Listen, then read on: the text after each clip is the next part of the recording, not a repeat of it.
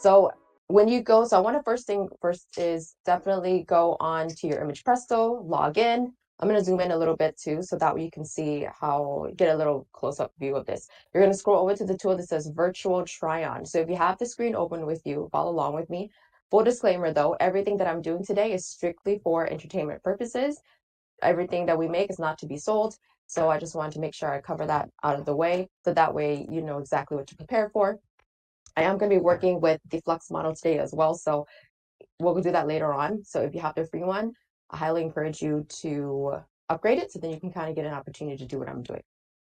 Great. So this is a virtual clothing try-on tool. What this is, like I mentioned earlier, is trying to upload an image and then take a look at your graphic. So let's start with taking a look at these two boxes that you see in front of you. On the left-hand side, you have the model image. On the right, you have the garment image. So on this left side, this is where you're going to upload your model. So I'm going to upload some of my own personal collections just so I could show you how the images work out. So just give me a second and let me upload. You might not see it on your screen because when I move over to the uploading portion, it doesn't pop up on your screen. But it will just like cut off for just a second, but you'll see it pop up right here in this very moment when I actually upload it. Okay, so on the left side, you're going to upload your model. So this model could be one of your images of a model, or it could be, you could borrow one of these down here below, but this is just going to be the model that I personally am using today. And then on the right-hand side, you're going to upload your garment image. And this could be the image that could be the graphic that you made. It could be the, a graphic that you put on another model, but you'd like to see it on a different image of like a different model. So then I upload this to the right. Now, before you do anything, I want you to take a look on the left-hand side where it says try on settings. When you go here, you'll see where it says garment photo type. You're going to go to model. Why do you suppose we're doing that? Because you have three choices. You have auto, you have model, and you have flat laying. In this demonstration, on the right, this one is a model. So we're going to choose the model. Number of images, I'm just going to go ahead and keep it at 1 for now. And then you're also going to see all these tiny other little features here. What each of these does, depending on what you're trying to do, I'm actually going to turn these off right here. Restoring background, and you can just hover your mouse over the tiny little exclamation. It will explain what each of those tools are used for. You won't necessarily need them for the most part, but it really depends if you're working with the image that has something in the back. And this is where it's going to talk about preserving the background or even preserving the clothes, so then the clothes don't look too swapped. But I'm going to keep all the settings off for now, and then make sure before you hit try on, you see where it says garment category. Make sure you choose which part of the garment you're trying to choose. I'm going to go with tops because we're working with the tops, and then we're going to click try on. It's going to take the AI a moment to generate. So what it's doing right now is trying to understand, you want to take this image on the right of this model wearing this shirt, and you want to transfer it to the model on the left. So you want to see how your design, your client's design, is going to look on the left. And this is its way of doing that. So when it's ready, you just scroll down here and you see the shirt of the graphic on your model. Another way you can see it is if you want to test it out on different models, you can also clear this here and then upload another image of a model if you have it. So I'm going to upload another one so I could show you the variety of how the image itself can work on different models.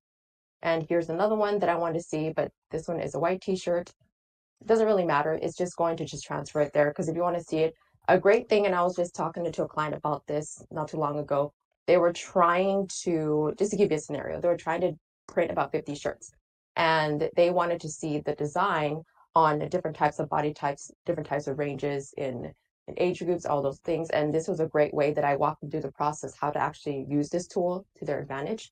And so when we explained putting the model on the left, this is where you're able to put every model, every type, size, shape, doesn't matter, and it's a great way to see it. So we're going to do the same thing, keeping it at the model. Click try on, and you can do this with several. Definitely play around with it, and instead of just, you don't have to stay with just the one. You actually have an opportunity to really explore. So you actually might have a lot of fun and find out, you know what, I don't like this shirt. You could change it up. And then I'm going to go over what all these settings do. If you do click auto though, we're going to allow the AI to just choose for you. So you can, but I would just like to stick with just, what it is, which is model. So now you get to see that same shirt on this model, which turned out really good. So let's try a shirt that doesn't have a person on it. You're going to clear this and you're going to go ahead and upload an image without a person in it. Just a graphic, right? So now you get a chance to do that. So this is what I'm choosing on the right. This time, let's go back to the settings on the left-hand side, and you're going to choose flat laying. Because again, why do we choose that? Because it's a flat laying object. You want to take this image and you want to put it on the model on the left. I'm going to keep all the settings the same. Like I said, we're not going to change anything. Make sure before you hit try on, choose your category. We're going to stick with tops. Let's go ahead and click try on. You also have an option, so I'm going to show you in just a second after we cover the tops. And the reason why I'm covering tops a lot is because, especially if you're a DTF user or DTG, a lot of your clients always ask about shirts, right? You sell a lot of shirts, you sell a lot of matching long sleeves, hoodies, sets with the pants to go with it. This is usually what you're going to get a lot of clients asking you for. So you can see it, how it looks like that design on your model. And then you could also change your model as well. Let me just change it to a different model. And I'm going to choose a different model to see how this looks like for this gentleman here. Again, we're not changing anything on the settings on the left. We're just focusing right here in the middle.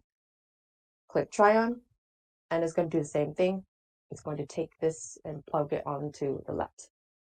So it's really, really great because if you're really, really trying to hone in and trying to sell to the customer, especially if you're trying to really show them how the DTF prints that they actually gave you or the DTF design they gave you, and you want to really showcase like the product on the actual model of theirs, works really well.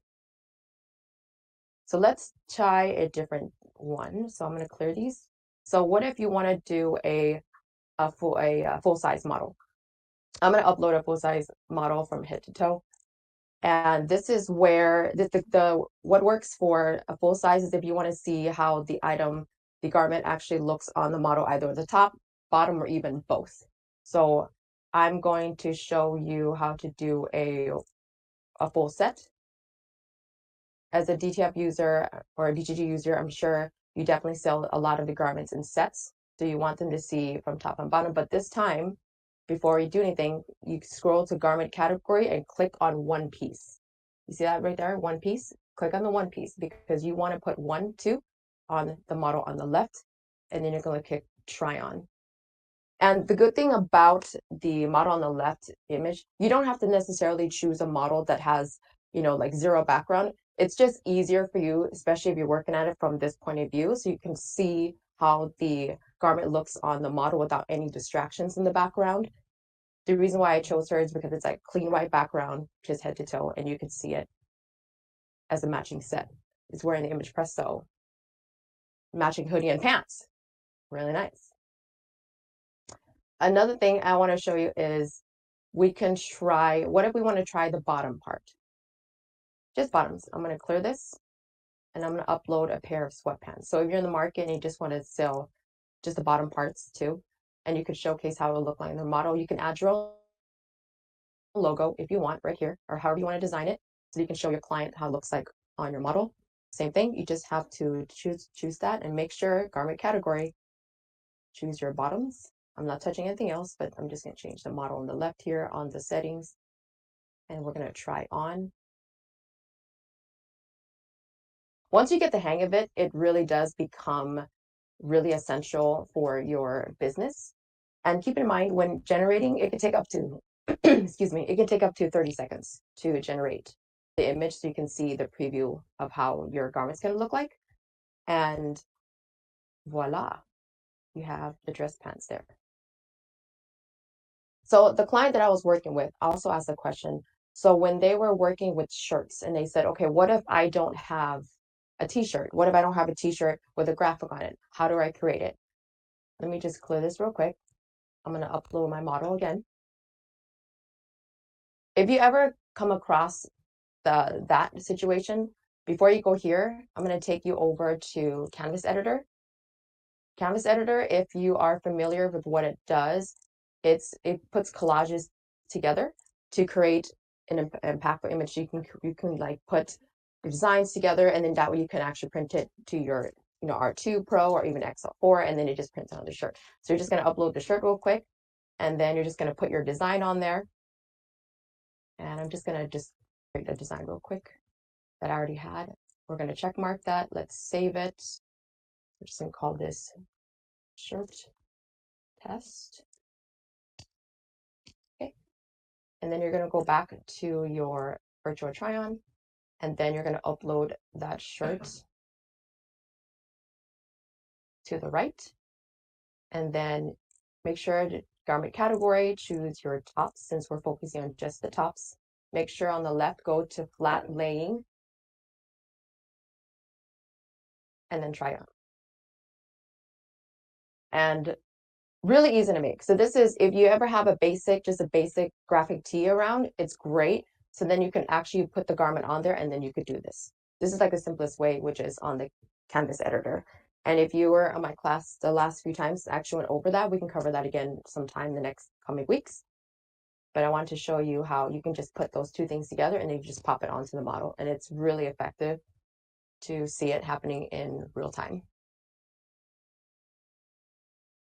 There you go. Really, really good.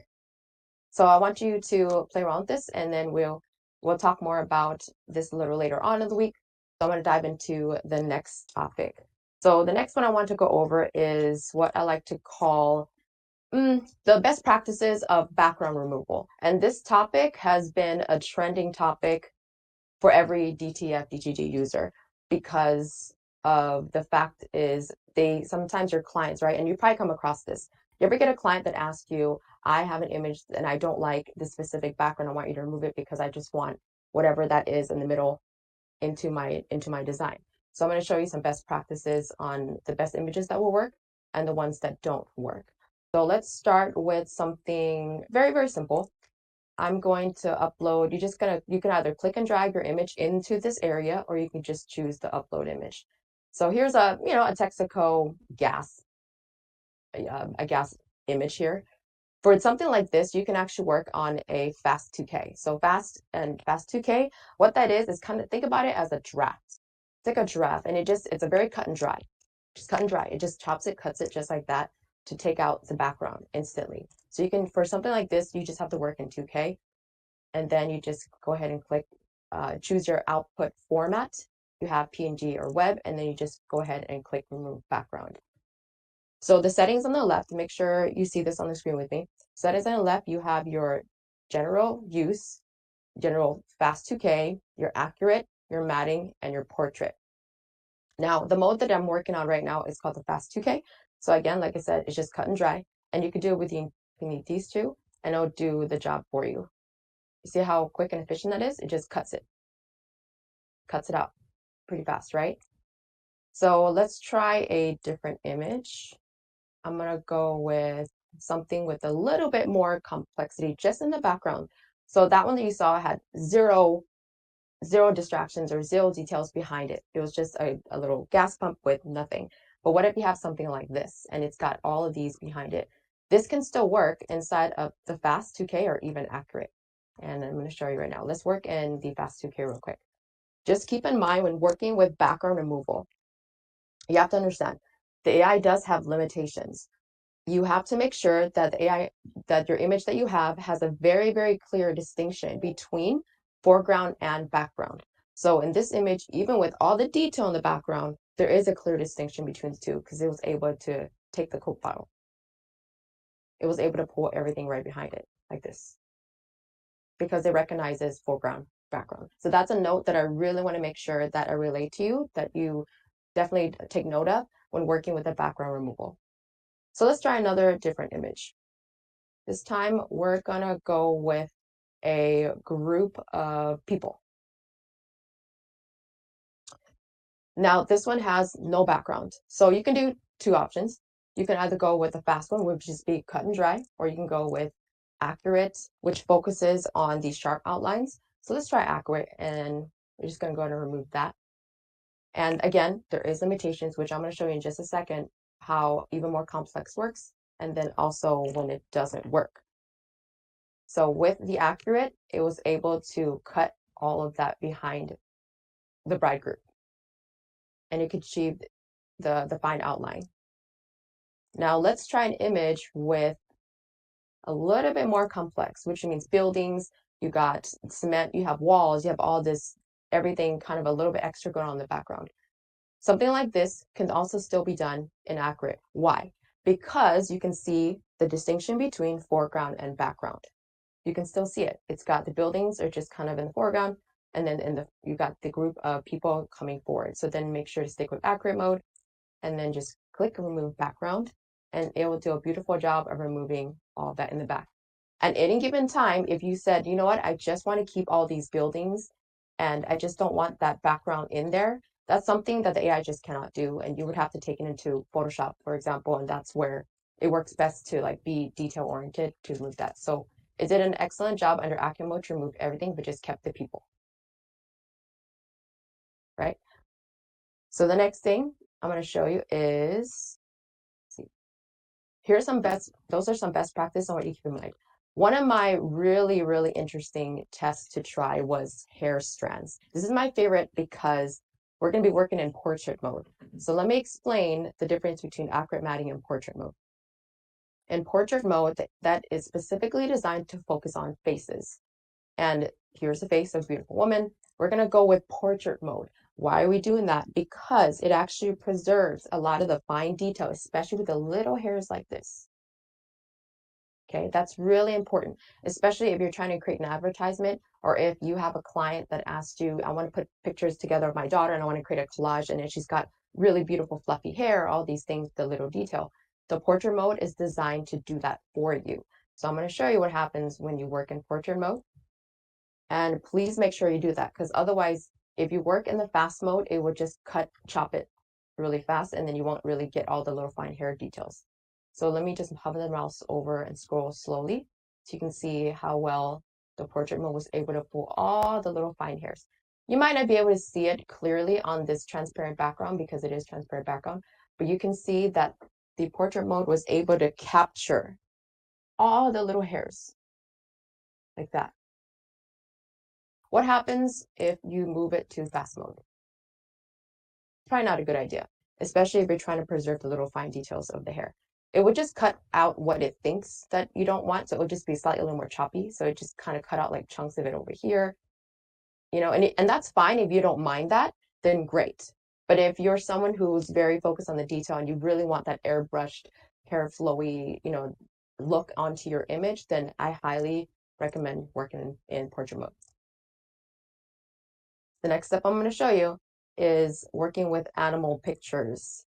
Why is this so difficult sometimes? Because of the fine little, tiny little hairs, all these little hairs you see around the bear.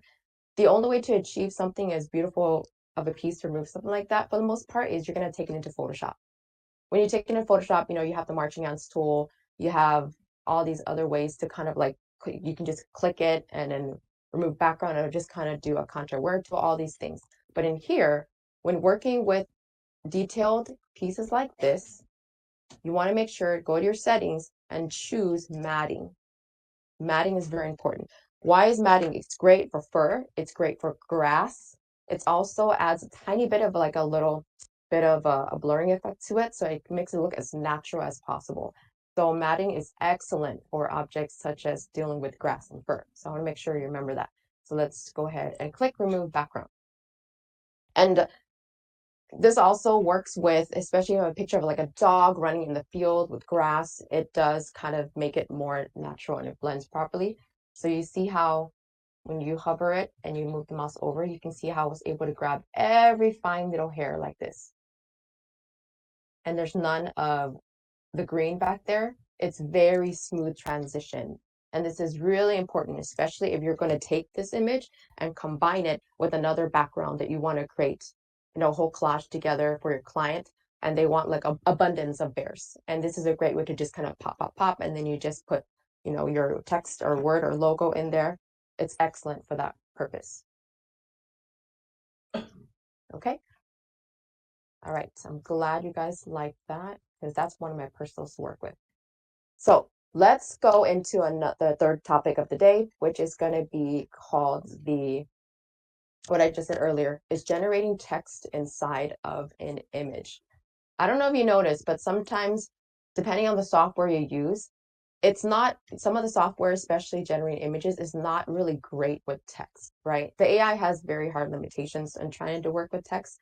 That's why sometimes, depending on the platform you use, it might already have kind of like a layout done for you, which is going to be like the shirts or an image, and then you have a section where it says the text that you block in. But in this case, I'm going to show you how to use, we're going to be working on the dev and pro mode, which is a really great way to really hone in with the text because it works closest to the prompt as much as possible.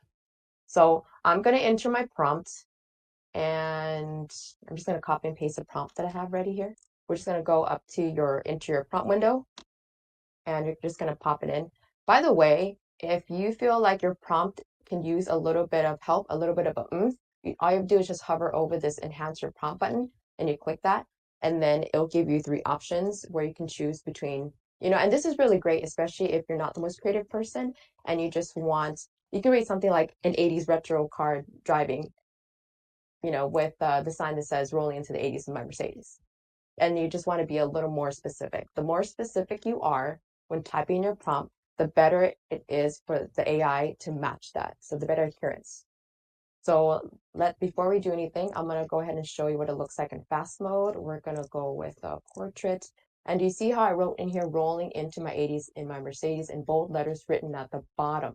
I'm working in the flux mode. Like I mentioned earlier, if you're working in focus mode, you're probably not going to see how I'm doing this. You could try it, but definitely encourage you to work on flux. I'm not going to choose any style. I'm just going to keep it at standard.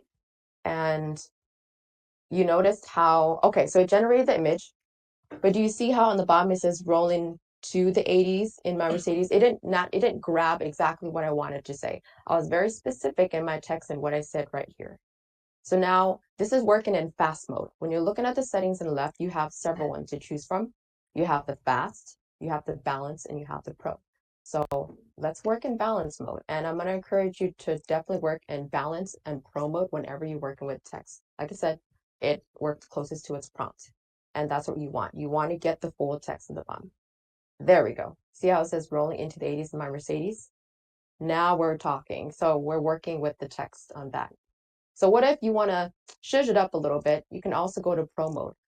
Anytime, just a note, anytime you go up, you're allowing the AI to add more detail to your prompt. Not in here, but it's adding more detail as it's trying to generate. And so let's go ahead and click generate. So, I mean, you can keep making it and you can keep, clicking on it, just trying to find something that works for your style. And if you noticed, rolling into 80s my Mercedes, do you see how in the pro mode you got even more detail and more of in the mountains and lines? If you want to see the comparison from how you started from the fast to the pro, all you have to do is right here. You just have to scroll down here below in your history box and it'll show you this one and then this one. So this one's in the fast mode. This one's in the dev mode, and then you have the pro mode. So what if you're like, you know what, I love my prompts, but I don't really like the style of, like the vibe, and you just want to tweak it a little bit. This is the fun part. This is what I like to call image guided prompting. You're going to go to down below where it says the advanced settings. You're going to take the seed, and how do you get the seed is you're just going to hover your mouse over this tiny little exclamation. Do you see that? Right here. Click on that, and you're going to copy the seed right here. Copy, and you're going to bring it to the left where your settings are, paste on image seed. So what is a seed? I'm sure you're probably thinking that. Thank you for thinking. A seed is like a recipe, and I've said this time and time again. Think about a recipe that you're trying to perfect, and you just made a velvet chocolate cake, but you know what? You're like, it could use a little bit more sugar. This is where it comes in. You're just going to have to pop in your seed, and you want to tweak this. So this one's we're just going to go with the last digit. It says 78. I'm just going to move it up to 80. And then we're going to keep the prompt the same, and I'm going to generate. So what you're doing is you're pretty much tweaking your recipe on the left-hand side here where it says image seed. So I'm tweaking a little bit. The only unfortunate thing is I won't necessarily know what's going to happen because the AI, again, has limitations, won't show you. but it does change the vibe a little bit. So now I got a different take on the prompt that I just went with, just because I tweaked the seed a little bit. So if you go back and look below here in your history, this is the one I went with in dev mode. So it kept everything slightly the same and it just tweaked it just a little bit. But do you see how it has the color ranges, and then it has the like the orange and the purple stripes and the colors here with the pink and the yellow, which turned out really good.